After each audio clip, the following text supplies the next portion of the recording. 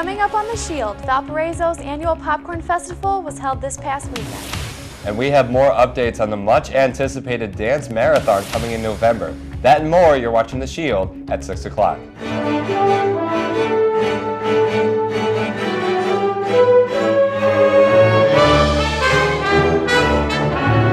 Good evening, everyone, and thank you for joining us. I'm Allie Katsanias. And I'm Dave Caulfield.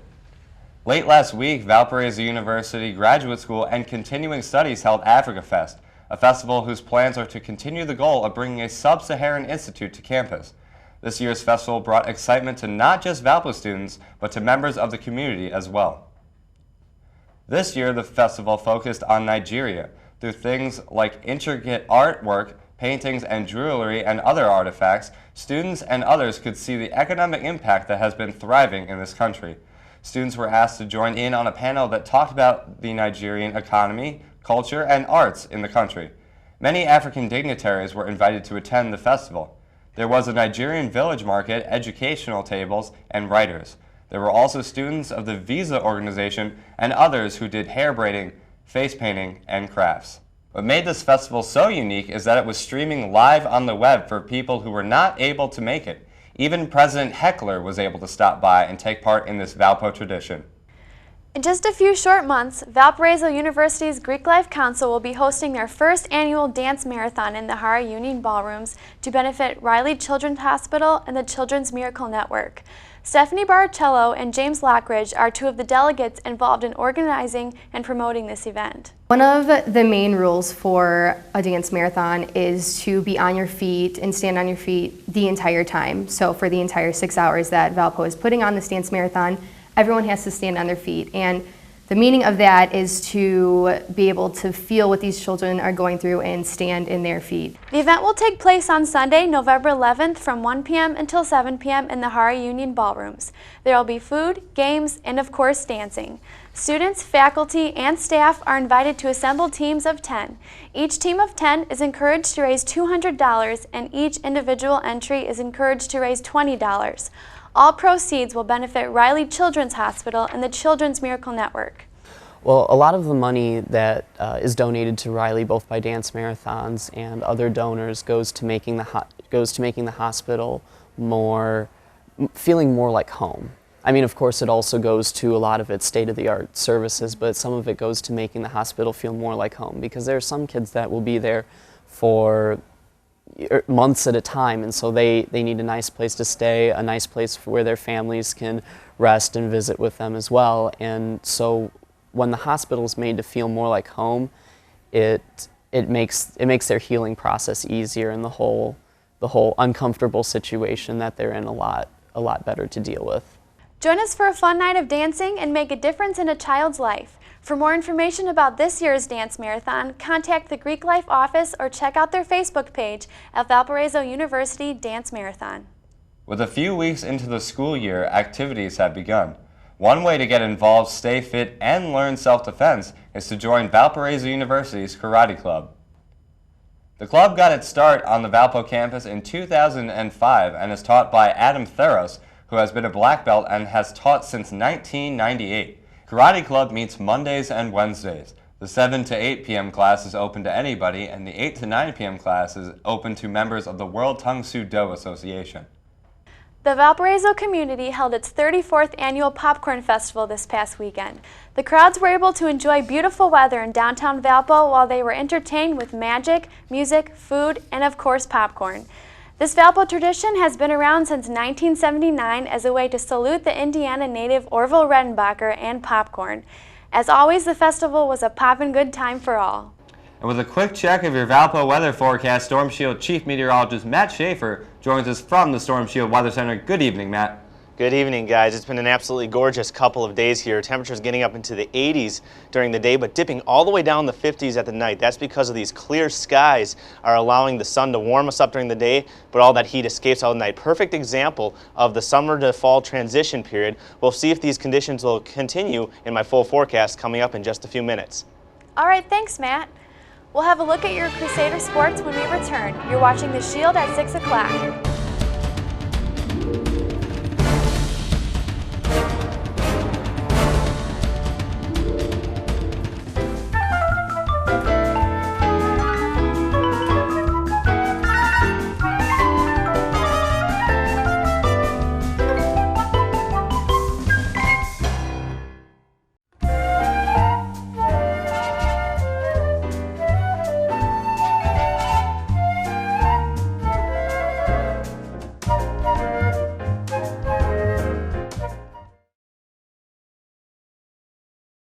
Welcome back to the Shield. Huge crowds, long lines, and booked-out hotels in Iowa City. Not for a rock star, but for the President of the United States. And Barack Obama didn't disappoint his fans, bringing a star-studded entourage with him. He and Vice President Joe Biden took to the stage to rally to thousands of supporters in the toss-up state of Iowa. They were joined by their wives, First Lady Michelle Obama and Jill Biden. Iowa City is state's liberal stronghold and home of the University of Iowa. The presidential power couples appeared just hours after Romney's own Iowa rally, but he appeared on the far west side of the state, an area rich in Republican support. Construction crews were working on the demolition of an old courthouse when the neighboring parking garage fell. A cloud of dust shot out as the 4-story building went down. No one was seriously hurt. The garage was slated to be torn down, but not for a few weeks. Investigators are working to figure out why the structure fell. The mother of a missing 5-year-old girl has been rearrested in connection with the child's disappearance. It came after a grand jury in Maricopa County, Arizona, indicted Jairus Hunter on charges of first-degree murder and child abuse. Hunter was first arrested late last year after her daughter, Jessie Shockley, disappeared in October, but authorities decided not to file charges at the time. Detectives later received a tip that the little girl had been murdered and dumped in the trash. Authorities spent months searching a landfill, but never found the child. They say they have, however, collected enough evidence in the case to arrest Hunter. Prince Harry is now in Afghanistan for his second tour of duty, the news confirmed by Britain's Ministry of Defense. Prince Harry will serve for 4 months as an Apache helicopter pilot in Britain's Army Air Corps. His last tour was 4 years ago. This new deployment is expected to be a big morale boost for British forces in Afghanistan, and may go some way in restoring his public image following last month's scandal in Las Vegas. The prince made headlines after he was photographed naked while in his swanky hotel suite. A tornado hit a community in New York. This happened in the Breezy Point neighborhood in Queens. It was part of a powerful cold front that brought heavy rain and high winds to the northeast. Fire officials responded to reports of tornadoes in both Brooklyn and Queens. There was some structural damage as well as downed trees and power lines in both areas. No injuries have been reported. With a look at your Crusader sports, we turn it over to Sports Director Drew Taylor at the Sports Desk. Drew? Thanks, Dave. The Valpo football team traveled to Ohio this past weekend to take on the Penguins of Youngstown State. The Brown and Gold got off to a rough start, giving up 3 touchdowns in the first 5 minutes of play. The first half would only get worse as the Penguins took a 49-0 lead at the break. Crusaders played a much better second half, however, and despite falling 59-0 to the Penguins, there were some bright spots. Redshirt sophomore Eric Hoffman completed 28 of 37 passes for 139 yards and 0 interceptions. Valpo will look for their first win Saturday, September 15th, as they host Duquesne, kickoff scheduled for 1 p.m. at Brown Field. The Crusader women's soccer team was on campus this weekend and hosted a pair of non-conference opponents. On Friday night, it was Western Michigan who came into Brown Field. We pick up things late first half when Tara Ellis rips this shot from well beyond the box, finding the back of the net to give the Crusaders a 1-0 lead. In the second half, it was senior Luisa Desario taking advantage of this miscue and beating the charging keeper for an easy score. That would be all the Crusaders needed. Final score, Valpo 2, Western Michigan 0. On Sunday, the Brown and Gold took on Bowling Green, and after a scoreless first half and a 56-minute weather delay, the Crusaders came out firing in the second half. Abby Kenyon with this flip throw into the box immediately put them in scoring position as Sarah Ludwig was there to finish off the job. And with the game still in the balance, Janine Lytle took this corner kick and headed it home in the 81st minute. And then, just for good measure, Jordan Reiflack put all doubt to rest as the freshman took this rebound and put it into the back of the net. Crusaders would hold on to win 3-0.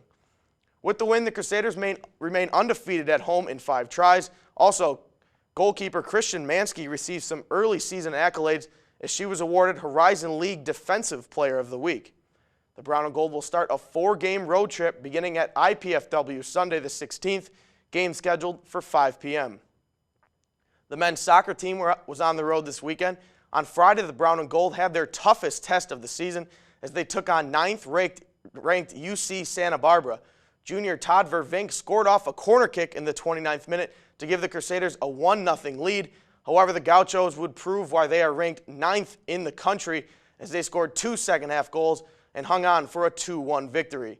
Coach Mike Avery had this to say after the game, quote, "Obviously, this is probably one of the toughest environments to play in college soccer. I thought we played as well as I've seen us play in the first 45 minutes tonight." Valpo will wrap up their road trip at Cal Poly on Sunday, and unable to find the back of the net, the Brown and Gold fell 1-0. Crusaders will be back in action, however, Friday the 14th as they host Western Michigan. Game time set for 7:30 at Brown Field. And finally, the Crusader volleyball team rounded out play at the MSU Eagle Challenge on Sunday. The Brown and Gold lost in 5 sets at the hands of the Morehead State Eagles, running their record to 5-6. Valpo will travel again this weekend to Indianapolis to compete in the Hoosier Classic. They will face off against Indiana Friday the 14th. Game set for 6 p.m. For more on these games, as well as the rest of Crusader sports, log on to ValpoAthletics.com. We're Valpo Greek Life, and we're on VUTV. I'm Rachel Bacher, and I'm on VUTV. We're Mock Trial, and we're on VUTV. We're Student Alumni Association, and we're on VUTV. We're the Acapellas. We're on VUTV. I'm Dave Klein, and I'm on VUTV.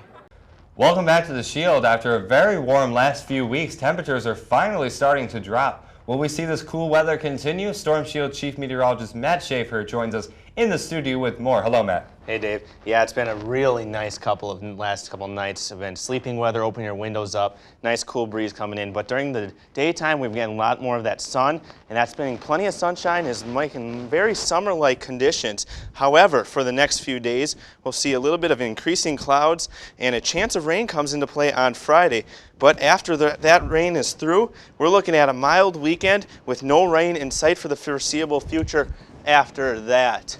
We quick look at our futurecast temperatures out there, and as of 7 p.m. on Wednesday tonight, 57 in Minneapolis, 69 in Davenport, 70 in Valpo. And as we step forward in time just a little bit, we can start seeing this blue on the screen. That's the much colder temperatures. 47 up in Minneapolis by 7 a.m. on Thursday, but 57, 10 degrees warmer in Davenport. That's going to be the cold front that's going to be bringing these rain chances on Friday. Here at Valpo, we're still sitting at 62 and Thursday morning. And by Thursday afternoon, this front gets really close to Valpo, 76 in Valpo, but over in Davenport is down to 58 degrees. That's going to be when that rain chance is going to be pushing through as this cold front works its way through from Friday morning and up forward until Friday afternoon. It's finally through, 74 degrees in Cincy, 63 in Valpo. So we're definitely going to be seeing a cool down as we work into the weekend. Much more blue on the screen for your Saturday and into Saturday afternoon. But for tonight, those skies are going to be clear, nothing on them. 62 degrees will be our low. Winds out of the south at 5 to 10 miles an hour, so pretty calm day out there. And for your tomorrow, 9 a.m., 70 degrees, mostly sunny skies in the morning. However, those clouds are going to be increasing throughout the day. By our afternoon high, 84 degrees, mostly sunny. And by 5 p.m., we're right down to 74 degrees with the clouds at mostly cloudy skies. And overnight, that's when that chance of showers starts. A little bit light early on, 62 for your overnight low tomorrow. And as we move into our 5-day forecast, you can see it's 84 degrees for your Thursday with a 63-degree low. Shower chances return on your Friday, and 75 is your high there, 57 for your low. Sunday, those clouds come back, but the sun might peek out a little bit, 77 warming up, and a little bit warmer on Sunday, 82 degrees. And on Monday, mostly sunny skies. It's going to be 77 degrees. And if you look at those low temperatures for the Friday through Monday, all 57. So we're going to be seeing temperatures back into the 50s to start out next week and for the weekend. So sleeping weather should be great once again. Thanks, Matt. And we leave you tonight with footage from the flag ceremony on September 11th. God of the ages, before your eyes all empires rise and fall, yet you are changeless. Be near us in this age of terror and in these moments of remembrance. Uphold those who work and watch and wait and weep. That's going to do it for this edition of The Shield. I'm Dave Caulfield. And to get on-demand VUTV programming, log on to youtube.com/ValpoVUTV. For everyone here at VUTV, I'm Allie Katsanias. Good night.